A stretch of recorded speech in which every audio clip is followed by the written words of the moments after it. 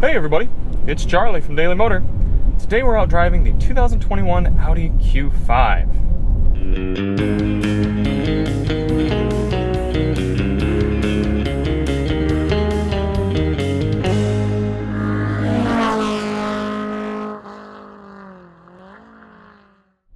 Right off the bat, I've been really impressed with this compact luxury crossover from Audi.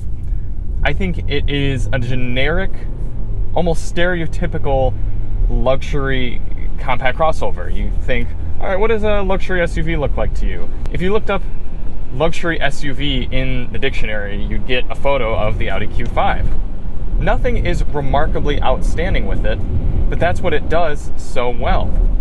Everything in here is really quality, it makes sense, it works well. This 2-liter turbo is one of the best 2-liter turbos I've driven in a really long time. This Quattro all-wheel drive system works really, really well, as we've been experiencing here in the snow. I have had the car on dry roads throughout the week, and it's not the most exciting thing to drive, but many people in this class are just looking for a pleasant luxury car experience that doesn't need to pin you to the back of your seat in every corner. I will say, the BMW X3 is a better driver. If you want an engaging driving luxury crossover, you should probably go that direction. But this car is competent for all your daily driving needs. Power is there and smooth. The infotainment system works really well, very straightforward, easy to use. The Bang & Olufsen audio system is not best in class. If you want to see more on that, check the link in the description for our dedicated review of that system. But this is the perfect $50,000 compact crossover for someone for whom driving is not their primary life focus. I really like the interior packaging. You got plenty of little storage bits all throughout. It's comfortable, it's competent. Every click of every button feels quality. Even the drive mode selections. Everything you do feels nice. And interestingly enough, this Q5 was actually built in Mexico. Mexico parts, Mexico assembly, and everything still feels great. If I had to come up with any design criticisms, it would just be that the speakers don't look exactly luxurious. They're just tacked on the A-pillar here and around the vehicle. In this day and age, selecting the premium audio option in most luxury vehicles gets you a visually beautiful system as well. The Bowers & Wilkins and the Volvo has some of those nice metallic speaker grills. You see a lot of that with the BMW and Mercedes as well. We're going to get up on the highway here. If you do want to see more on how the Q5 does in normal highway conditions, check the link in the description for our real-world highway fuel economy test. But we'll still get up and you can see how refined the Q5 is at highway speeds. This 2-liter turbo has plenty of grunt for getting up to speed.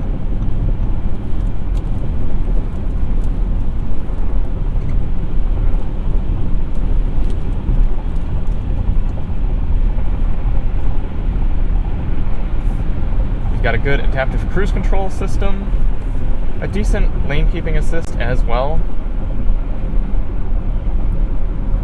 It's not going to confidently hold you in the lane like something from Tesla or Cadillac, but it's very unobtrusive, so I actually prefer that kind of system for just casual driving on the highway.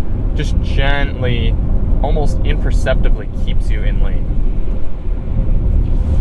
But it doesn't tug so hard that it feels like the car is doing it for you.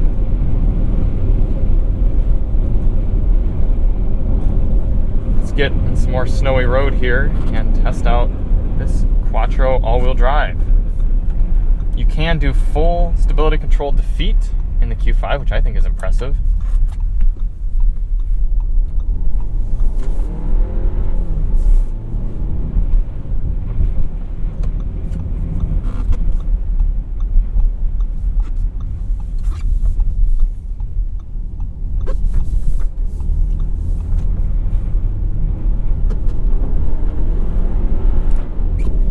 Nice rear bias push allows you to actually have a good amount of fun.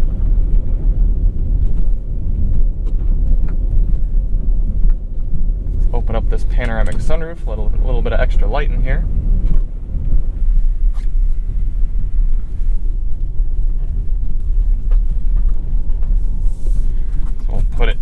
manual mode.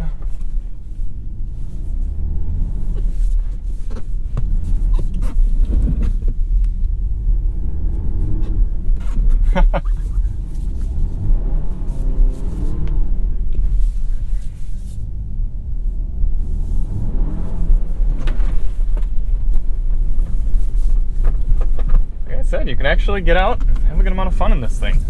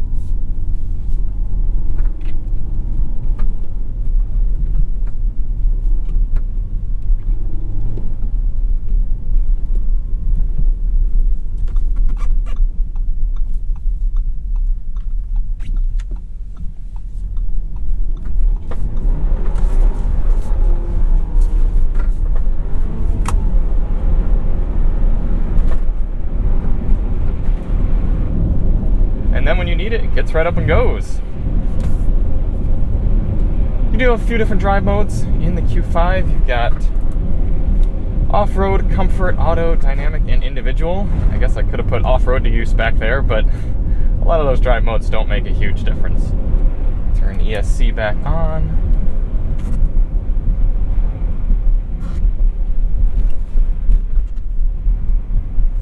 Really nice backup camera. Even though you can't see anything, it's completely covered. Taking a look around this interior, you have some nice wood grain material here. Pretty cool center console with a movable wireless device charger, cup holders. Like I said, a lot of neat places to put things. Your mobile device is still in the vehicle. Oh, thank you, Audi. Like I said, good and snow covered, but it looks proper. I like the wheels, I like all the accents. It'd be tough for me to decide between this Q5 and the Volvo XC60. I do like the powertrain a little bit more in this and the driving dynamics of this, but I like the technology and sound system better in the Volvo. It'd be tough, but you've obviously got a good amount of space back here. Got a compact spare. Some nets to put things. Foldable seats from the rear. And in the back, an okay amount of room. 2 more USB-A ports. Second row climate control. You can recline these seats a bit to get a little more comfort. As a 5'10" person, I've got a good amount of headroom, knee room. Fold down armrest. Although very small cup holders back here. Thought that was funny. So, Audi Q5. If you want a stereotypical, good luxury crossover, this is a great option. Thank you all so much for watching. If you want to see more on the Q5, check the links in the description, and we'll see you on the next one. I'm Charlie from Daily Motor, and as always, drive on.